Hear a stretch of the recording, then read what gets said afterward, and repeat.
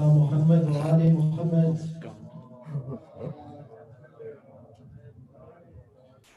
Please recite the salawat ala Muhammad wa Ali Muhammad.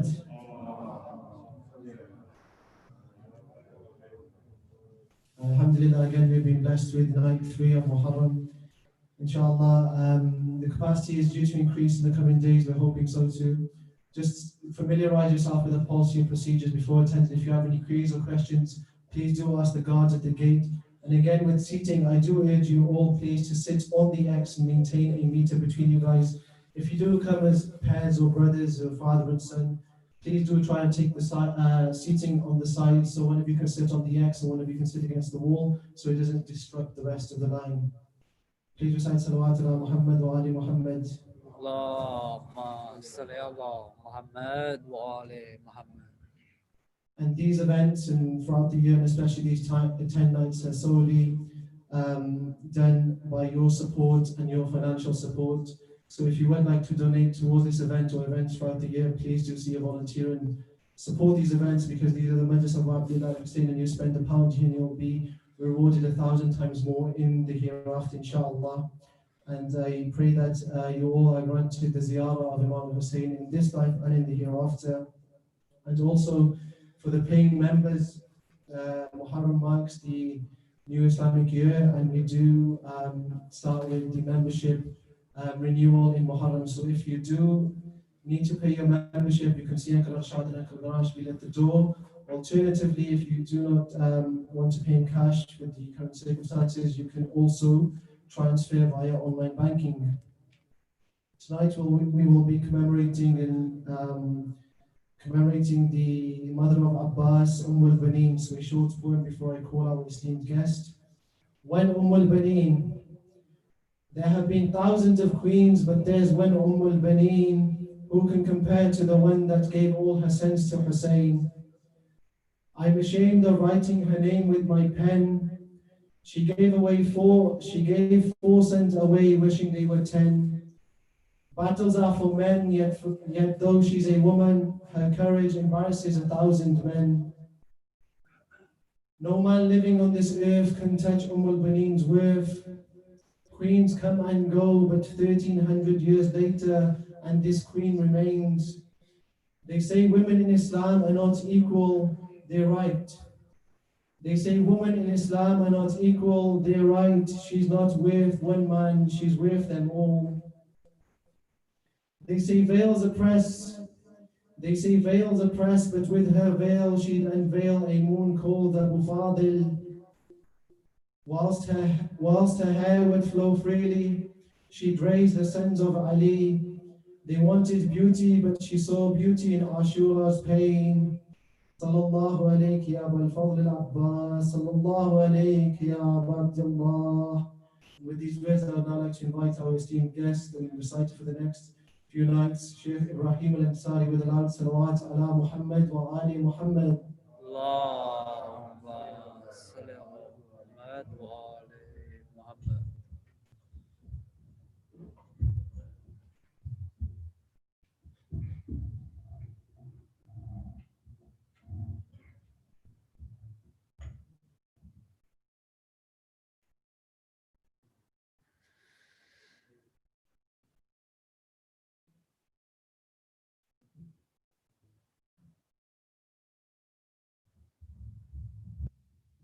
صلوا على محمد وآل محمد. Allahumma salli ala Muhammad wa ali Muhammad. A second salawat for the love of Imam Hassan and Hussein. Allahumma salli ala Muhammad wa ali Muhammad. And the final salawat for the love of Fatima al-Zahra, who is present in our majlis today, inshallah, with the loudest of your voices. Allahumma salli ala Muhammad wa ali Muhammad. بسم الله الرحمن الرحيم.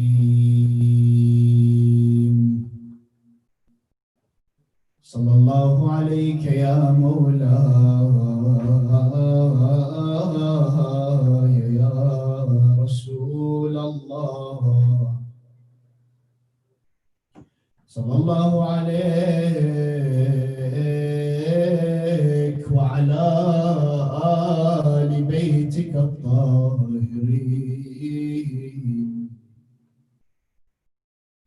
ما خاب والله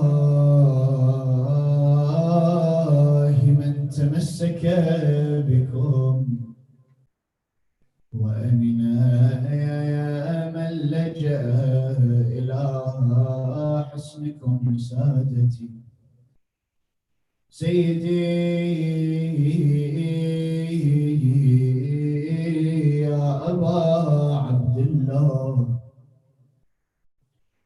يا عبرة كل مؤمن ومؤمنة ويا باب نجاة الأمة غريب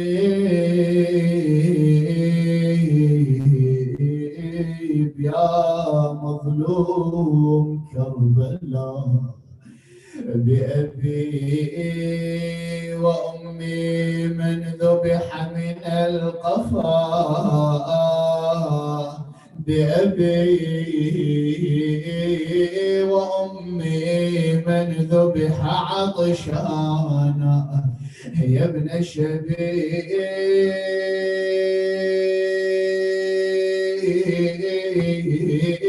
إن يوم الحسين أقرح جفوننا اسم الله دموعنا أذل عزيزنا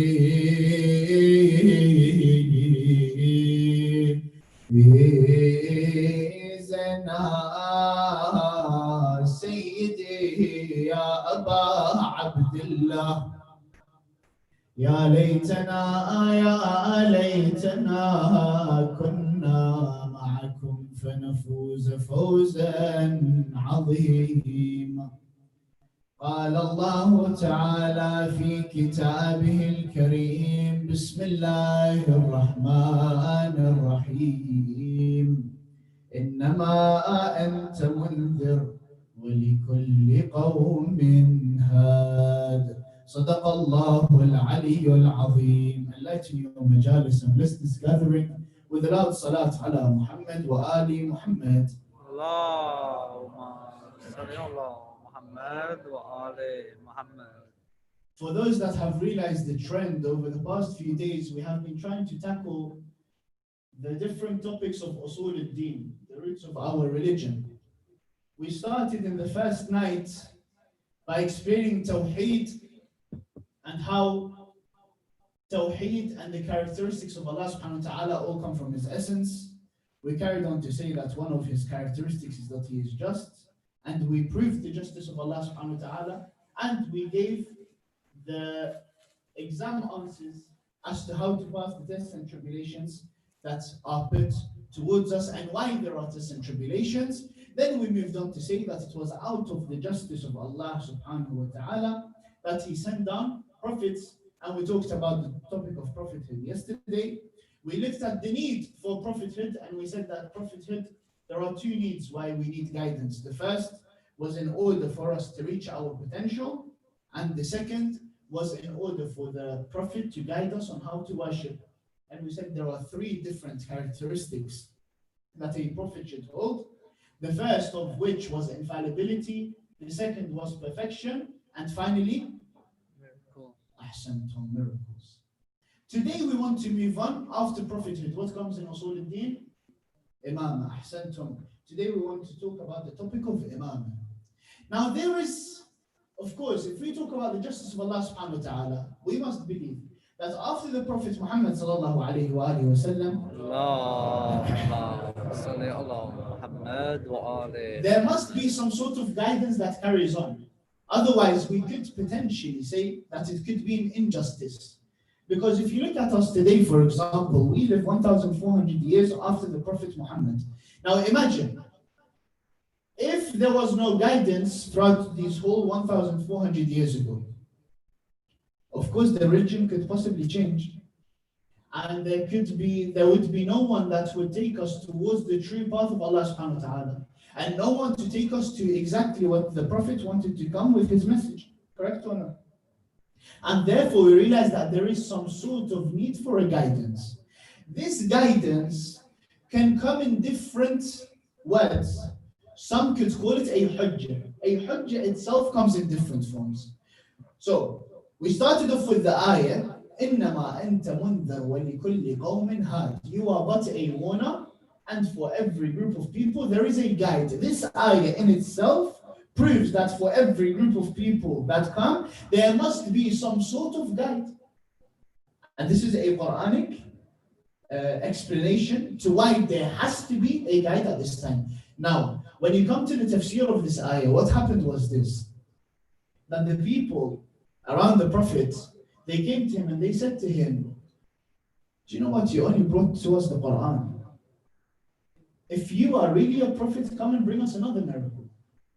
Yesterday we discussed the miracles of the Prophet, and we said the miracle of the Prophet was the Quran because of the eloquency that it had.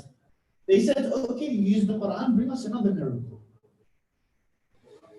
Now we said that part of a miracle, yes, it goes against the laws of nature, but it has to be with the permission of Allah Azza wa Jalla. So the Prophet isn't just going to come and make something disappear, or raise the dead out of nowhere, or cure the ill out of nowhere, or part the sea, or walk on water, except with the permission of Allah subhanahu wa ta'ala. And they wanted something to show them. What did Allah subhanahu wa ta'ala say? So he said, no, you are but a warner. It's not your duty to come and please A and B and Y and Z and all these people, because do you know what? The human in their nature, we always want more. So even if the Prophet was to give them another miracle, they could potentially come forward and say, do you know what? This is not enough. And the best example we can use is the example of Nabi Allah Musa alayhi wa ala nabina wa alihi wa sallam. Look at how they would treat him at his time. He brings one miracle, it's not enough, bring us another miracle. Brings a second miracle, not enough, bring us a third miracle. And he kept on bringing miracles after miracles after miracles. Were they satisfied? No, to the extent where when you recite in Surah Al-Baqarah, that's all you need to do in order to find out who killed this specific person: slaughter a cow, take the meat, hit this person with that cow, and they will utter the words of who killed them, correct? They came. There is a lot of cows. Which cow? Initially, it was just kill any cow, slaughter any cow, and use it. No, there's a lot of cows. Tell us which one. And questions until they came to one final cow, صفراء لونها, a yellow cow that came, and they slaughtered it. Were they satisfied after? This is the question. Were they satisfied after? No, they kept on wanting more miracles after that. And likewise with Nabi Allah Muhammad, no matter how many miracles he would bring forward, definitely the human is going to want more. They either believe or they don't believe. There's no in between. So Allah subhanahu wa ta'ala said to him, إِنَّمَا أَنْتَ مُنذِرٌ, you are but a warner. And for every group of people there is a guide. This specific ayah has two tafsir. The first tafsir is that, O Muhammad, you are the warner and you are the guide. The second tafsir, and this tafsir is 1000% correct.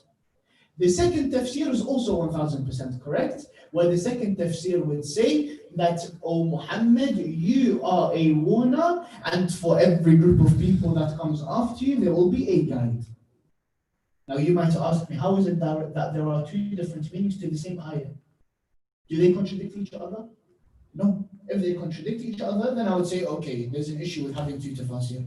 But they don't contradict each other. Yes, Nabi Allah Muhammad was the warner and the guide of the time. What about the people that are to come after him? They need the guide too, according to this ayah. And that is why we find a hadith from Nabi Allah Muhammad sallallahu alayhi wa alihi wa sallam, where he would say, لا تخلو الأرض من حجة. The earth will never be free from a hujjah. In another hadith, من مات, whoever dies, ولم يعرف إمام زمانه, and did not know the Imam of their time, has died the death of what? Ignorance.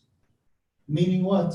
In every single time, there must be some sort of Imam, some sort of leader that people can turn to. Otherwise, you will die the death of ignorance. Is it just for Allah subhanahu wa ta'ala to make us die the death of ignorance? Of course not. Therefore, at every single moment of our life, there must be some sort of guide, some sort of imam, some sort of hujjah. Now, hujjahs come in different forms. Once a hujjah can come as a prophet. Another time they can come as a messenger. Another time they can come as a abdun salih. A good servant can be a hujjah. You see in the Quran, you recite, أعوذ بالله من الشيطان الرجيم, بسم الله الرحمن الرحيم, وَجَعَلْنَا ابْنَ مَرْيَمْ وَأُمَّهُ آيَةً. And we made the son of Mary and his mother an ayah, is the word used. And in another Quranic verse, it would say, وَجَعَلْنَا مَرْيَمْ وَابْنَهَا آيَةً. So once it says we made Mary and, we made the son of Mary and his mother an ayah. And in another verse, we made Mary and her son an ayah. Imam Ja'far al-Sadiq alayhi afdal salatu wasalam, he comes to this ayah and he says ayah to this verse. He says ayah in this specific verse means hujjah. Meaning what? Mary was a hujjah. Just like Isa was a hujjah.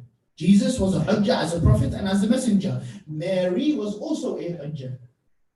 And you find in our narrations from our imams, we are the hujjah of Allah upon the people, and our mother Fatima is the hujjah of Allah on us. Fatima Zahra. Another type of hujjah. And another type of hujjah you'll find is an imam. An imam is also a type of hujjah. What is the role of the imam?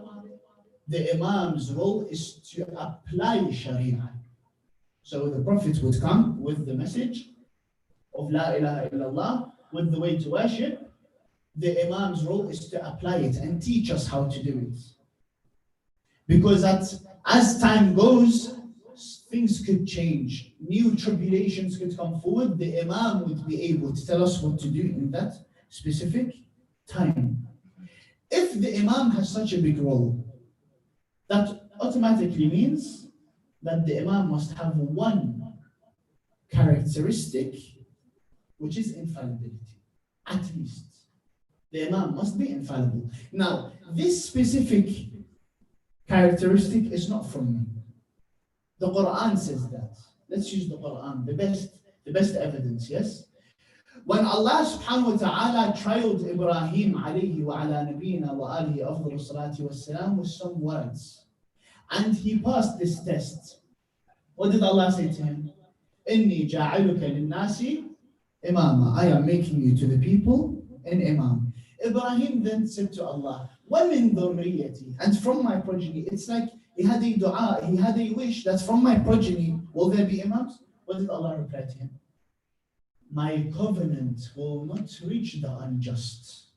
لا ينال عهد الظالمين. My covenant won't reach the unjust. Who are the unjust? The unjust to themselves. Because when you sin, or when you make you forget Allah subhanahu wa ta'ala and you sin, it's an injustice against your own self. And here it is talking about the people that sin, they won't be made to be an imam. And that would mean what? That the imam must be infallible. Now someone might come forward and tell me, yesterday you recited that Allah has chosen Adam and Noah and Al Ibrahim and Al Imran over the worlds, a progeny, one from another, yes? And now you're saying that in this other ayah, it says, لا ينال عهد الظالمين. That's when Nabi Ibrahim said, from my progeny, he said, it won't reach the unjust. It doesn't contribute. Why? Because a progeny one from another doesn't mean a progeny that they literally come one from another. Rather, it means that they complete one another. The progeny of Ibrahim complete the progeny of Imran. Therefore, it's a completion of one another. Anyways, so infallibility, number one. Number two, look at the ayah. Allah subhanahu wa ta'ala used the word ahd, meaning covenants.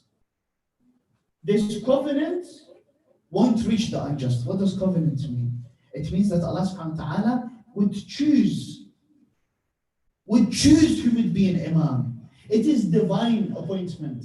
It isn't something that people can choose. And this is why you find the issue between divine leadership and between political leadership. And you find that many people across history that claimed Khilafah and the Caliphate did it for political reasons, whereas they knew that it was supposed to be for Amir al-Mu'mineen and his children.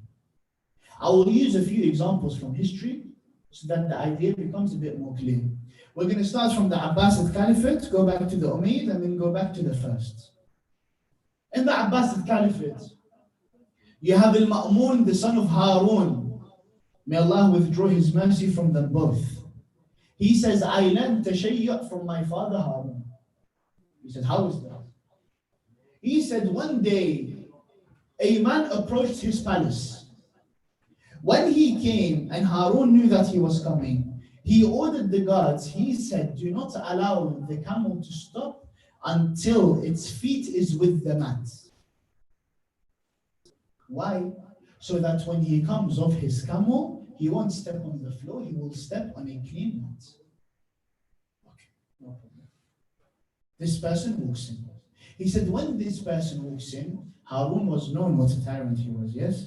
He said, when this person walked in, he got off his seat. He got up off his seat. And he offered him the best of places to sit.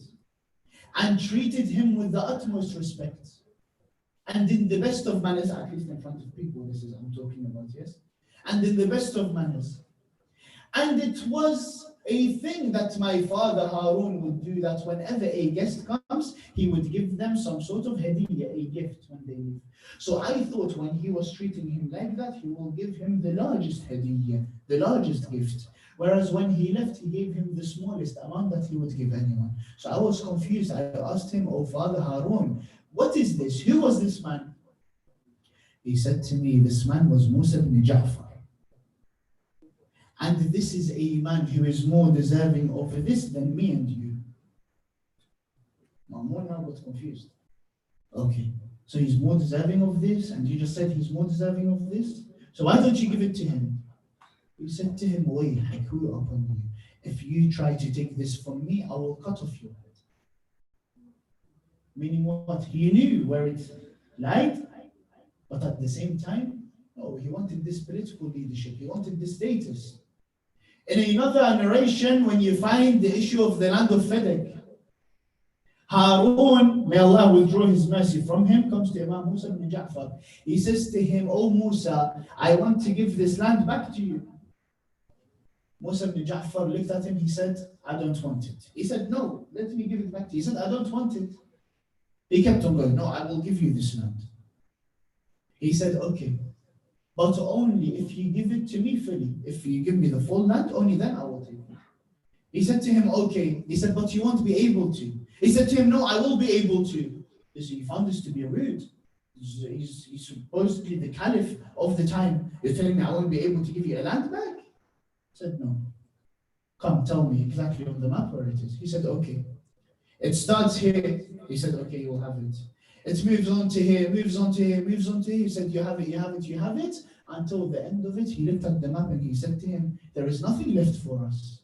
Harun says to Musa, Imam Musa ibn Ja'far alayhi salam says, there's nothing left for us. He said to him, did I not tell you you won't be able to give it back to me? When he looked at the map, it was the whole Muslim empire. This is Fedek. Fedek wasn't just a random place that Rasulullah had gifted Fatima. No, Rasulullah gifted them the imam. He gave them the imam. Imam Musa ibn Ja'far, when he came to the issue of the land of Fedek, he wanted the divine leadership to come back to its people. This is Fedek. This is the Abbasid Caliphate. There's two examples from here, yes? Let's go back to the Umayyad Caliphate. Look at Yazid, alayhi al-la'na. Look at how he was. 3 years, yes? Killed Imam al-Hussaini. Attacked Medina and attacked the Kaaba. When Imam al-Hussain, they tried to force him to give bay'ah to Yazid, what did he say? He started listing all his bad qualities. He gambles, he drinks wine, he plays with pigs. Someone like me will never give allegiance to someone like him. This is how Yazid lived. Is this how what Islam taught us? And this is supposed to be the caliph. If this man was really a Muslim, would he ever dare to attack the Kaaba? He sent messengers saying that I will kill Hussein even if he is holding on to the Kaaba. This is Yazid. Look at his father Muawiyah alayhi al-la'na. He would pray Salat al-Jama'ah outside of the city of Kufa. Imagine, he's praying Salat al-Jama'ah, MashaAllah. He finishes his Salah, he's giving a speech. Let's see, Muawiyah, what speech do you have to give us today? He says to them, I did not fight you so that you can pray.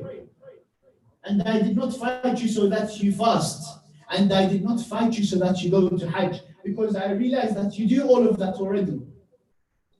But I fought you so that I can أتأمر عليكم, so that I can be a leader upon you. And I will tell you exactly as what I want, and Allah gave it to me, although you guys didn't want it. This is Muawiyah. Can we give it in any more clear way that they weren't looking for this divine leadership? No, they were looking something political, status. And then we go back to the first, yes? To the first event that happened after the martyrdom of Rasulullah. They gathered in Saqifa. Umar, alayhi al-la'na, would stand and he would try to give this caliphate to Abu Bakr. May Allah withdraw his mercy from them both. Al-Abbas, the uncle of the Prophet, comes to him. He says to him, this is for Ali ibn Abi Talib. Do you know what he replies to him? He says to him, prophethood was enough for you, Banu Hashim.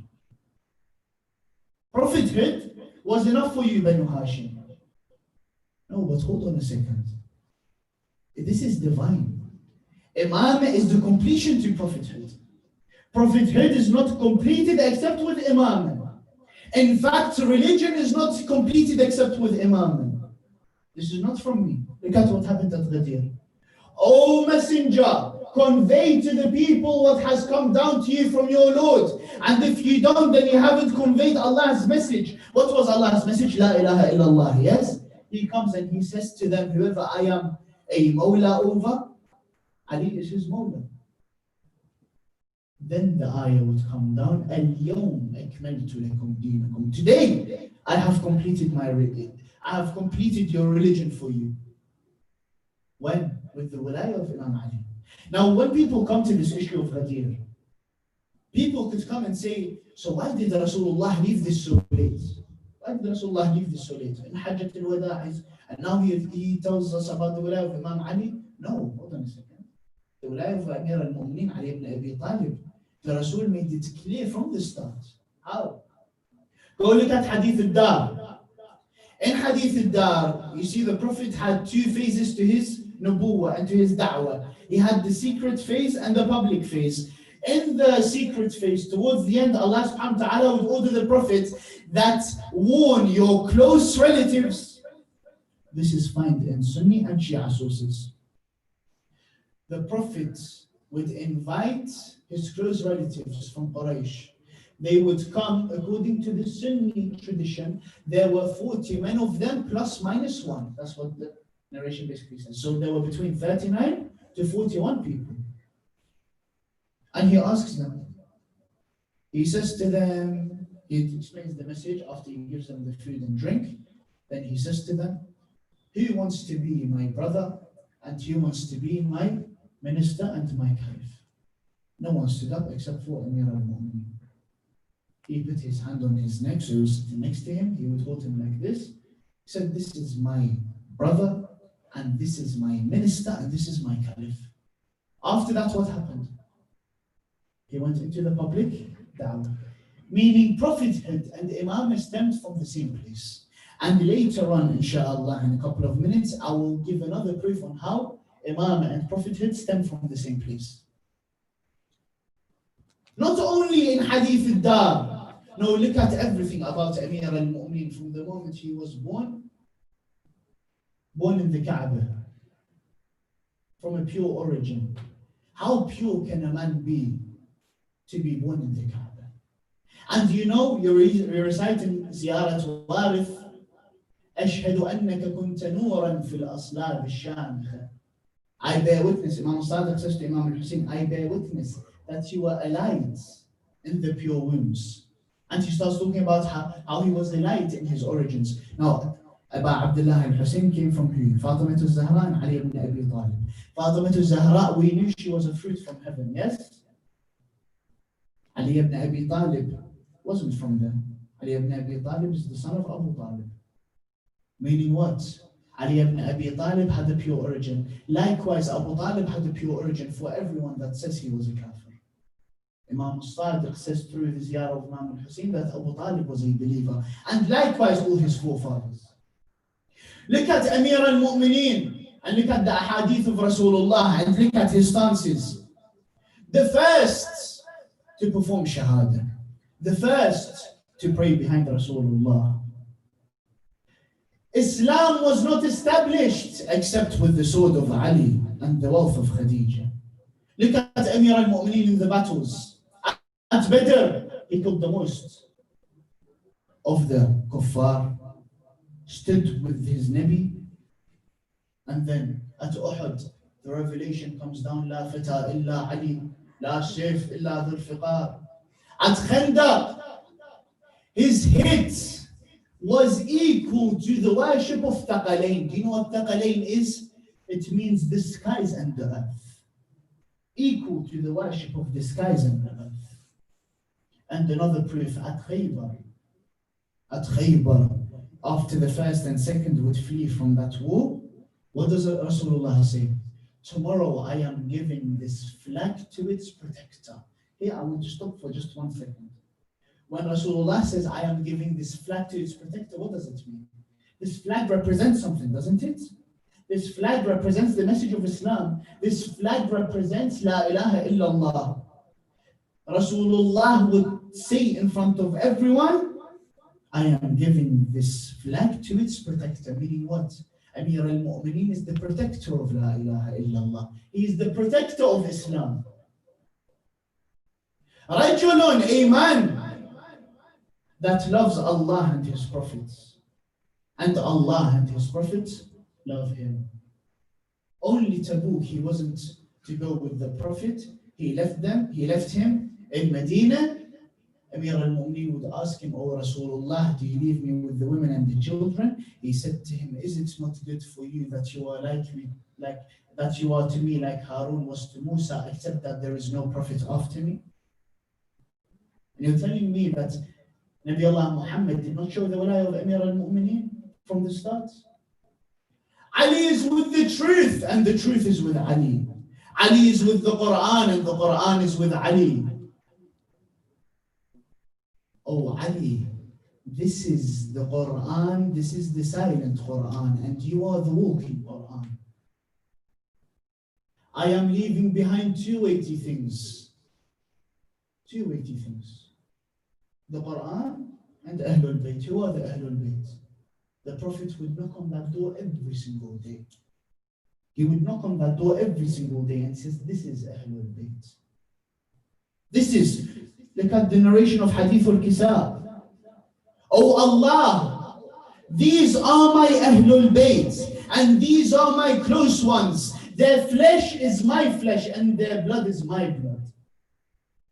Rasulullah would turn around to Ammar. He says to him, Oh Ammar, if the people take a route and Ali ibn Abi Talib takes a different route, then leave the people and follow Ali ibn Abi Talib. Oh Aba Dhar, obey me, you will obey Allah. Disobey me, you will disobey Allah. Obey Ali, you will obey me. Disobey Ali, you disobey me. This is Ali ibn Abi Talib. And this is just from the ahadith. We haven't even come to the Quran yet. Let's go to the Quran, just a couple of ayahs, inshallah, to show how the wilayah of Amir al-Mu'mineen was shown from the start. It isn't something we came up with at Eid al-Ghadir. No, Eid al-Ghadir is a happy occasion for us when we remember it, because it was the best way, the final thing that Rasulullah, the final chance he had to speak to everyone as a whole, he would remind them. It wasn't the first time he said that. It was a reminder to the people. Look at the Quran, the Ayat al-Mubahala. Let's call our sons and your sons. Who came? Imam al-Hassan and Hussain. Our women and your women. Who came? Fatima al-Zahra. Ourselves and yourselves. Okay, hold on, we have a problem. Rasulullah came, we know. But there was one extra person. Imam al-Hassan, Imam al-Hussain are there. Fatima al-Zahra are there. The Prophet are there. There's an extra person, Imam Ali. Which category should we put him in? Anfusana.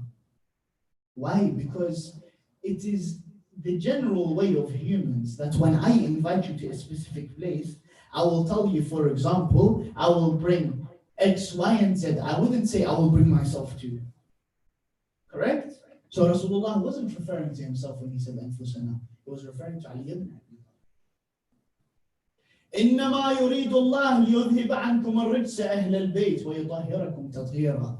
Allah wants to remove this impurity from you, Ahlul Bayt, and purify you a purification. This came down on who? Ali ibn Abi Talib. The ayah that we started with, إنما أنت منذر ولكل قوم هاد. You know, in one of the narrations, they say that when Rasulullah, one time he would recite this ayah in front of people. Do you know what he said? He did. He said, إنما أنت منذر ولكل قوم هاد. And he said, I am the mundir. And he put his hand on Ali ibn Abi Talib and he said, you are the guide. How much more evidence should I give? قل هو الله أحد is not completed except with Ali ibn Abi Talib. Do we want to go that far now? قل هو الله أحد is not completed except with Amir al-Mu'mineen. How? This is not from me. Before you say, hold on a second, Ibrahim, you're getting a bit too extreme today. What's going on? No, it's not from me. Go look at the golden generation from Imam Rida alayhi salam. From my father, Imam al-Kadhim. From my father, Imam al-Sadiq. From my father, Imam al-Baqir. From my father, Imam Zayn al-Abidin. From his father, Imam al-Hussain. From his brother, Imam al-Hassan. From his father, Amir al-Mu'mineen. From his brother, Rasulullah. From the angel Jibreel. From Allah. The word La ilaha illallah is my fortress. And whoever enters my fortress will not receive my punishment, except that there is a prerequisite to it. What is it, O son of Fatima? We are its prerequisites. The Ahlul Bayt. And you're telling me that this divine leadership wasn't shown from the start? No, it was shown from the start. Two more ayahs I will mention. إِنَّمَا وَلِيُّكُمُ اللَّهُ. Those who have authority over you are Allah. وَرَسُولُهُ, His messenger. وَالْمُؤْمِنُونَ, and the believers. Which believers? الَّذِينَ يُقِيمُونَ الصَّلَاةِ, those who establish prayer and give charity while they're in the state of ruku'. Who other than Ali ibn Abi Talib is this? One final ayah. When the ayah comes down, وَأَطِيعُ اللَّهِ, and obey Allah. وَأَطِيعُ الرَّسُولِ, and obey the messenger. وَأُولِي الْأَمْرِ مِنْكُمْ, and those in authority over you. Here I want to stop for a second, and I want you all to focus with me just for 1 minute. Look at this ayah. أطيع Allah, obey Allah. وأطيعوا, realize the verb أطيعوا means to obey, yes? وأطيعوا الرسول, and obey the messenger. وأولي الأمر منكم, and those in authority over you. Look, this waw that was used, the letter waw, is called waw al-atf. Waw al-atf means that this verb would apply to the name that comes after it.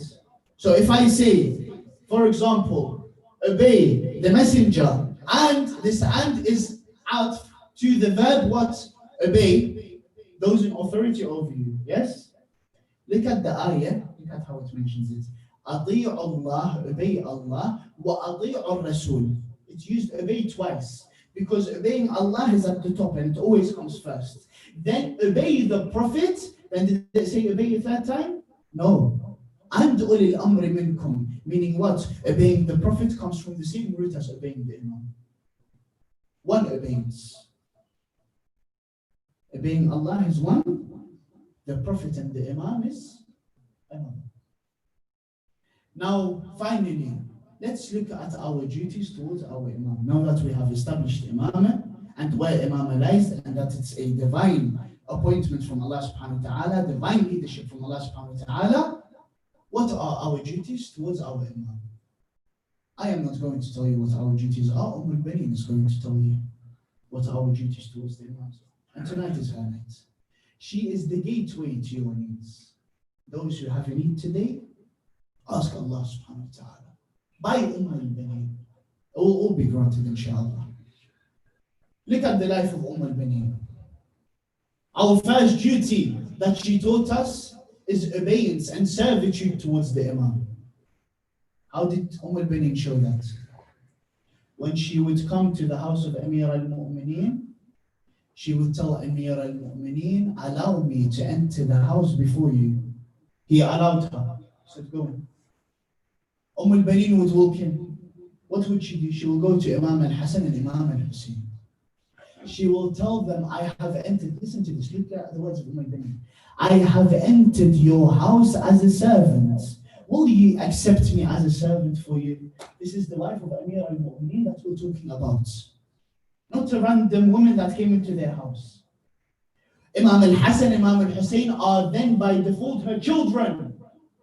She says, I came into your house as a servant. Do you accept me as a servant to you? Why? Because Imam al-Hassan and Hussein are imaman, two imams, as Rasulullah would say. Servitude towards the imam, obeying the imams. Look at her life with Amir al-Mu'mineen. She would treat him as an imam before she treats him as a husband. Look at the way she raised her 4 children. Never call Imam al-Hassan and Imam al-Hussein brother, call them master. Obedience and servitude. 3 of her sons would have never uttered the word brother, except for Abu al-Fadl al-Abbas. One time he called the brother when he fell on the plains of Karbala, he would say brother Hussein. The only one. That's our first duty. Our second duty is love and compassion towards the imams. And this we find from the ayah that say, I do not ask you for anything for this, no money, no nothing, except for love and compassion to the close ones. Who are who? The Ahlul Bayt. al-Banin would tell Amir al-Mu'mineen, oh Amir al-Mu'mineen, do not call me Fatima. Said to her, why, oh al-Banin? He said, because when you utter the words Fatima, I can see the sadness on the face of Imam al-Hassan and Hussein. Don't call me Fatima. So he would call her al-Banin from that day. Love and compassion. Our final duty towards the Imams is to know that they are our connection towards Allah subhanahu wa ta'ala. And whatever you spend in their way is spending in the ways of Allah subhanahu wa ta'ala. And I tell you, what kind of spend did al-Banin spend? 4 sons. 4 sons, ajarakumullah. She would tell Abu al-Fadl al-Abbas, she will tell him, oh Abbas, when you go on the plains of Karbala, make sure that your sons fight, that your brothers fight before you. Why, O al-Banin? I am scared just in case they run away from war. Make sure they are all martyred before you go out. What is this, O al-Banin? Ajarakumullah. The captives would return to Medina. Imam Zayn al-Abidin would stand by the gates of Medina. He would look at a man by the name of Bishr ibn Hadlam. He would tell him, oh Bishr, may Allah have mercy upon your father. He was a poet. Are you able to do some of the same? He said to him, yes, oh my master, and I am a poet too. He said, in that case, then enter Medina and mourn Hussein. Ajarakumullah, Bishr ibn Hadlam would enter Medina with the loudest of his voice. He will say, Ya Ahl Yathrib la muqam lakum biha. Oh people of Medina, you have no place in it anymore. People started going crazy. What happened, oh Bishr? What is it that happened? What do you mean we have no place in it anymore? He would repeat it, oh people of Medina, you have no place in it anymore. People want to know. He said to them, meet me by the masjid of Rasulullah. And then he would give them the news over there. He would tell them, oh people of Medina, you have no place in it anymore. Hussein has been killed, therefore I am shedding my tears. Ya Ahl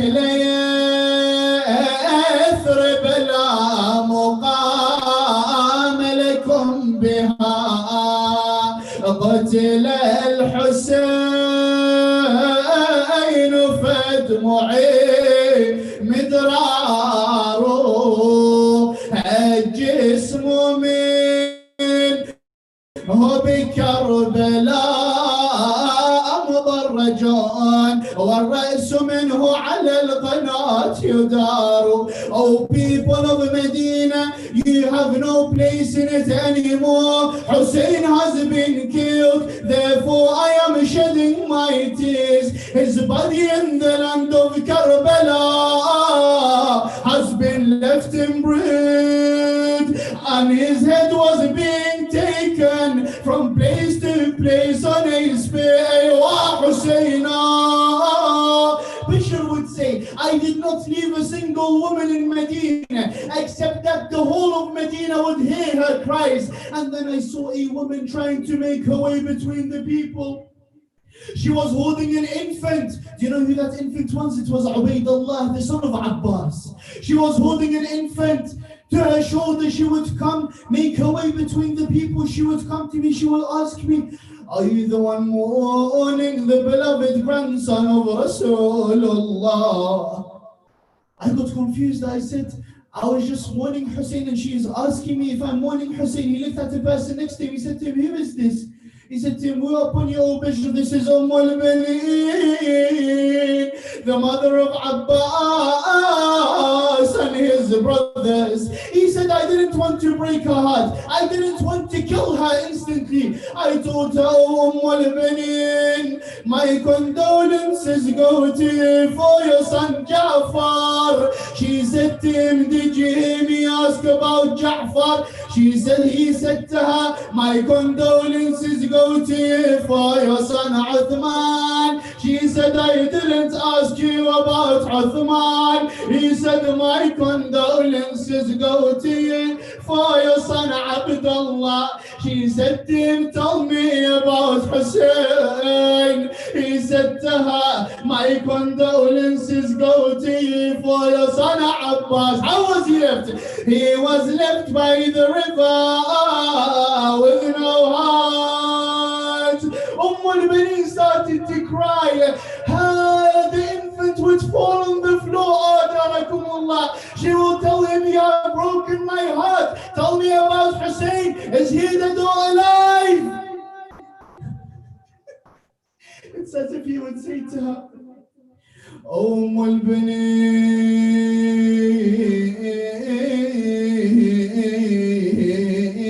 sit down and cry away. If you want the news, then hear what I have to say. 3 of your sons with no heads in Karbala, they lay, and Abbas, both his hands and head were cut off. What should she say?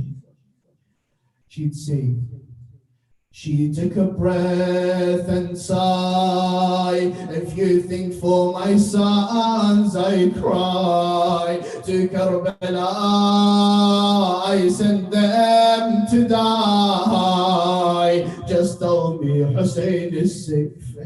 At that moment, Ajarakumullah, he said to her, my condolences go to you for your son Hussein. He was left on the plains of Karbala for 3 days under the heat of the scorching sun. No head, his finger was cut off. Ajarakumullah, his head was being taken from place to place on a spear. al-Banin would hit her head and cry, Wa Hussaina, Hussein.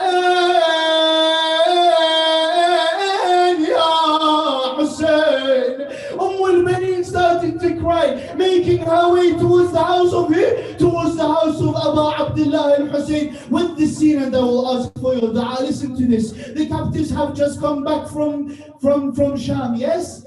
Lady Zainab and the rest of the women would be walking from room to room, remembering Ali al-Akbar, remembering Qasim, remembering Hussein. Zainab would say to them, do not allow anyone to enter the although we are in a state of mourning, then they would hear a knock on the door. Zainab asked, who is the one knocking? Then a broken voice would say, I am al-Banin. Ajarakum Allah. They opened the door. al-Banin would shout, Wa walada, wa Hussaina. Sayyida Zainab would reply, Wa Abbasa. Ajarakum Allah. Lady al-Banin would be looking at the faces of the women. She says to them, where is Zainab? She's looking at Zainab, she says, where is Zainab? Lady Zainab would reply to her, I am Zainab. Imagine al-Banin didn't recognize her. What happened to Sayyida Zainab? Some narrations would say that Sayyida Zainab returned to Medina with scars over her face. Ajarakumullah. They asked her, how is it that you have scars over your face? She said to them, when they took us to Sham, the children would fall and trip on the floor. So the caravan wouldn't stop. So I would drop myself on the floor so that the caravan stops and I can pick up the children. They said, okay, so how is it that you have scars on your face? She said to them, usually when someone falls, they would use their hands, but my hands were chained. Ajarakum Allah. I ask you, Zainab, in what state did Abu al-Fadl al-Abbas fall off his horse? Hey, wa Abbasa, wa Sayyida, wa Hussaina.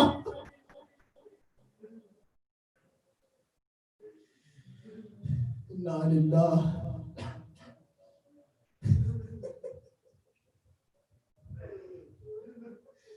وإنا إليه راجعون وسيعلم الذين ظلموا أي منقلب ينقلبون والعاقبة للمتقين. Oh Allah, we ask you by the best of your creation, Ya Allah, with those tears, Lady al-Banin, yes, the gateway to your needs, Ya Allah. Oh Allah, we ask you by the best of your creation, by Fatima and her father and her husband and her children, Ya Allah, oh Allah, whoever has a need, grant them their needs, Ya Allah. Oh Allah, whoever is ill, oh Allah, grant them shifa and a speedy recovery, Ya Allah, Ya Arhamar Rahimin. I got a call just before this majlis. One of our believing sisters is in a very critical condition due to COVID-19. We remember her in our du'as, inshallah, and all other mu'mineen across the globe, inshallah, by reciting the ayah, Bismillah ar-Rahman ar-Rahim, Amman yujibul muqtarra idha da'ah wa yakshifu as-su' Amman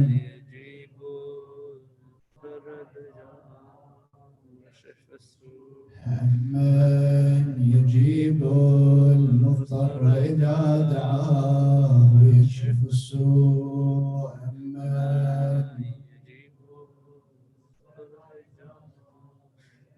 أمن يجيب المضطر إذا دعاه ويكشف السوء يا الله. Oh Allah, hasten the reappearance of Sahib al-Zaman, Ya Allah, allow us to be amongst his supporters, Ya Allah. Muhammad Sharif, the sponsor of tonight's majlis, oh Allah, protect him and protect all his family, Ya Allah. Oh Allah, grant his marhumeen the best of places in your paradise, Ya Allah. To all those who have contributed, oh Allah, protect them and protect their families. Those who have attended, protect them and protect their families. Their marhumeen, oh Allah, grant them the best of places, Ya Arhamar Rahimin. For their marhumeen, for the marhumeen of Shi'at Amir al-Mu'mineen, remember their own is in a Surah Fatiha, but before it, a very loud salat ala Muhammad wa ali Muhammad. اللهم صل على محمد وآل محمد.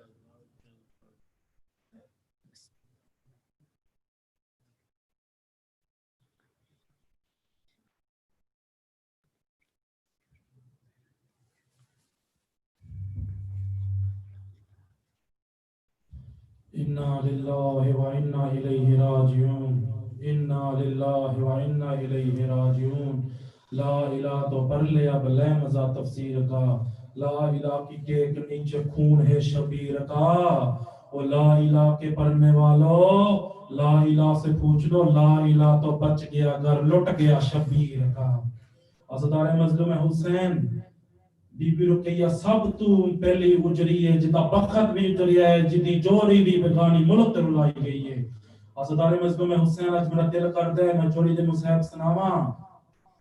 ए ओ जोड़िए प्यू दे नाल कूफा वंजे हन पर यतीम हो गए हन। अज़दार मज़लूम हुसैन तुसी जानो तो बकी हसैन जाने। आज गाजी दी बहन रुकैया नु देवा पुरसा पुत्र दा, जितने मेरी मामा बहन पर्दे च बैठियां रज के मुकाम दे वे रुकैया दे लाल दा।